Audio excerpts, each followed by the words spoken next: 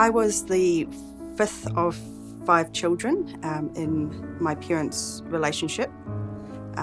From the age of 3, we had a family friend live with us, and unbeknown to my parents, this guy was sexually abusing me.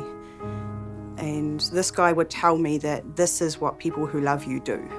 If people don't do this, then they don't actually love you. Being the formative years of my life, that formed a very strong belief that love was associated with sex.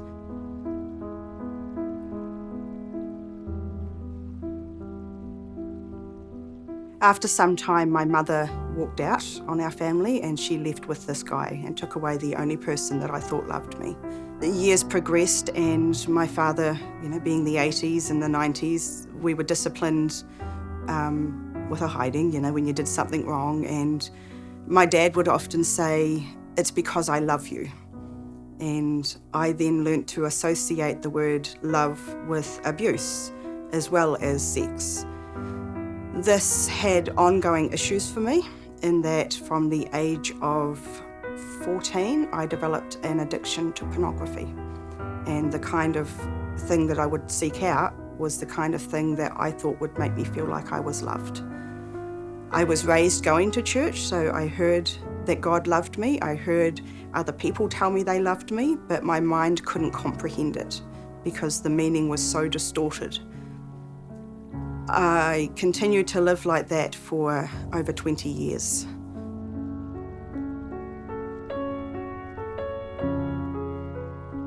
I had a breakdown in 2000 when I was drunk one night and I just said to God, this isn't the life that you've promised me.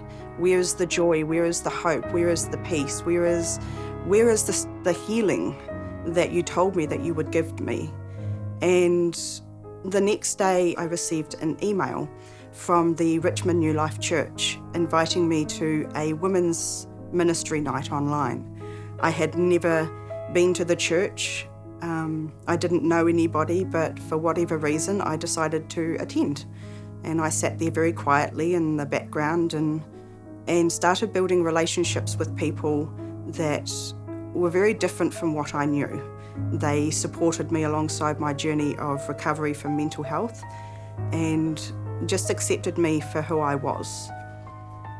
About 3 or 4 months later, I was journaling and I was writing, what if? What if these things hadn't happened? What if I hadn't left home at 16? What if I hadn't made the mistakes I made or did the things that I did? And I felt God say to me, yes, what if? And I went, what are you talking about? And he said to me, what if they were wrong? What if this isn't what love is? What if you are lovable? What if you aren't stupid? What if you can do things? And I was really challenged by that. I struggled with it a lot because my brain said love is defined by sex, it is defined by abuse, it is defined by this. And my heart was going, actually, I'm not sure that's right anymore because I've read God's word and he says that love is patient and love is kind and love is caring, and those two things couldn't exist at the same time.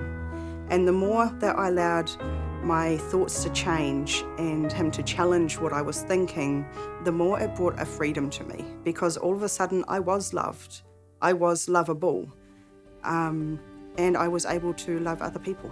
So instead of questioning what if I was lovable, I would say I am lovable, therefore.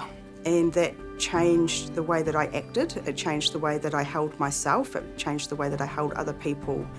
I was able to have in my relationships a sense of everything being okay because I am lovable, I am accepted, I am wanted. It totally changed the relationship that I had with God. All of a sudden, he wasn't this distant, far-off person, but he was somebody that I could talk to daily. He was somebody that I could rely on, he was somebody that I could trust. There are still days where I have to actively make the choice again and say, no, this is not the path that I need to go down. This is not where my value is determined. This is not what I want to be or who I want to be. So I still struggle, but not in the same way.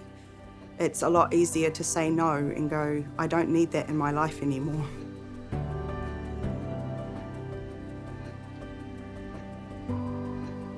For those who are watching who are struggling with the what ifs, I just want to give a few you ares.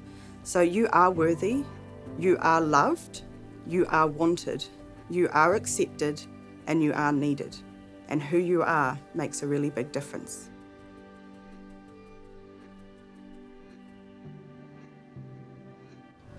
I hope you experienced the love of Jesus as you watched this video. To see more great content, like and subscribe to our YouTube channel and explore our website, fantailstudios.com.